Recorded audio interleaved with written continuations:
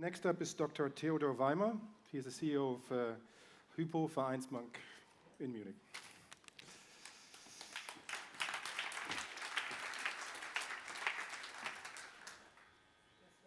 Ladies and gentlemen, it is particularly difficult to talk after Simone when she addressed the topic of power, when you know that you by yourself, you run a bank with 20,000 people, and that you are part of an executive management committee of 155,000 people, and you are personally convinced that this means nothing, and at the end of the day, I must admit I hate doing management. I hate what I'm doing 60% of my time, and I love doing this kind of jobs, what I'm doing here today, supposed to do here. I like to think about things and to shape the future. And what I'm realizing more and more is many people in our society, many people are increasingly concerned, even scared about the future, and only very few dare to shape our future. And I hope I'm talking here to a bunch of people who wants to shape the future of us, and I tell you there's a lot to do. And the question is, what does it mean? What kind of leadership do we need in order to shape our future? Let me apply a 30,000 feet bird's eye perspective and lean back for a couple of seconds. Over the last 2 decades, since I'm in office and even before I came into office, I realized, and everybody was talking about globalization. And the truth is, yes, indeed, it's a mega trend, globalization, and this has played a dominant role in global affairs. And I admit, and I know, and I've fallen in the trap. I've fallen in the trap to know dollar has been much more important than democracy in the past. That is the truth which we need to face. Key observations in this regard are companies as well as individuals always had the opportunity to escape, to go abroad, to cheaper countries, to countries where the regime was less rigid. Offshoring to low-cost production sites and research and development locations became a dominant strategy. And for us as banks, what we have effectively done, we structured our products around regulatory regimes where we felt it is best to apply them. Society has indulged in consumption. What we have experienced is what we call in German a Konsumrausch. And we have adapted an anything is possible attitude. Global welfare grew, and for the first time ever, emerging markets actually got a slice of the growing pie. The truth is, on the other side, nations were pushed back. They relatively lost power.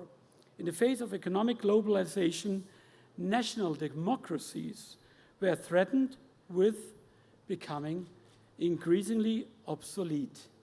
The political structure of national democracies no longer matched the economic structure that transnational globalization has brought about. In my perception, over the last 10 years, we had a misfit of democracy, of our political system, and of our economical system. And we, as we are sitting here in this nice tent, we, the well-educated, the flexible, the performance-orientated upper-class people, yes, we, the upper-class people, we were able to create substantial welfare for economic welfare for ourselves. Income disparities have grown rapidly. The middle class was disappearing in many places. And again, consumption brands became the modern substitutes of the poorer people, of the people who are less gifted. Let me try to look through what happened since we have experienced the financial market crisis and since we have experienced all in our lives the power of the social media. What have we seen? The rise of social media greatly impacts the structures of our societies, be it the family, be it the politics, be it economics. Effectively, we are turning into a technology-based grassroots democracy pressured the political and economic elite. The truth is, the true power is coming from technology in these days. News, headlines, press snippets, as well as rumors are the modern weapons. They are highly influential in the political and economic world. On a headline level, everyone knows everything. Everyone can participate in any discussion regarding female workforce, Uli Hoeneß, Istanbul, or the most recent developments in Egypt or Syria. Attention span and all of our memories are deteriorating dramatically. Multitasking is a nightmare for our brains, ladies in Germany. Don't be proud of doing multitasking. Political parties no longer fear each other, in my perspective. What they truly fear, they fear the power of internet and the power of social media. Undefined, anonymous, and uncontrollable communities. Everybody's talking about the world is getting more and more complicated, and I'm getting sick and tired of all of this. The truth is, in my perspective, everything is getting less differentiated.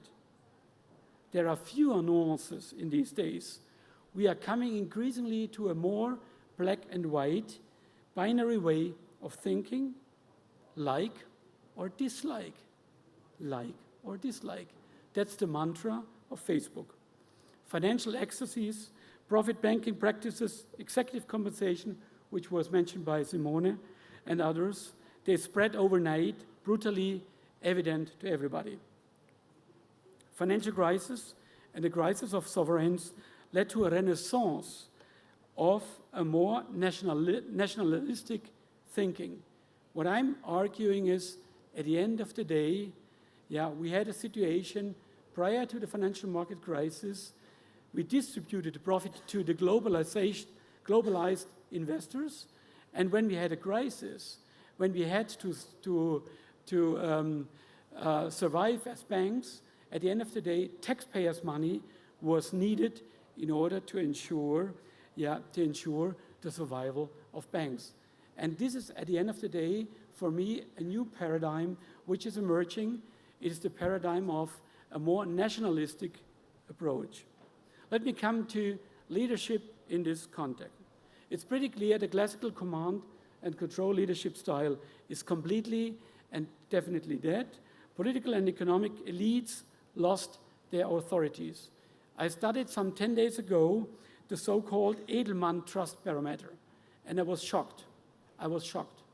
Only 18%, 18% of people believe that CEOs, that senior political or economic leaders, if they are confronted with difficult issues, only 18% they believe that these people do not lie.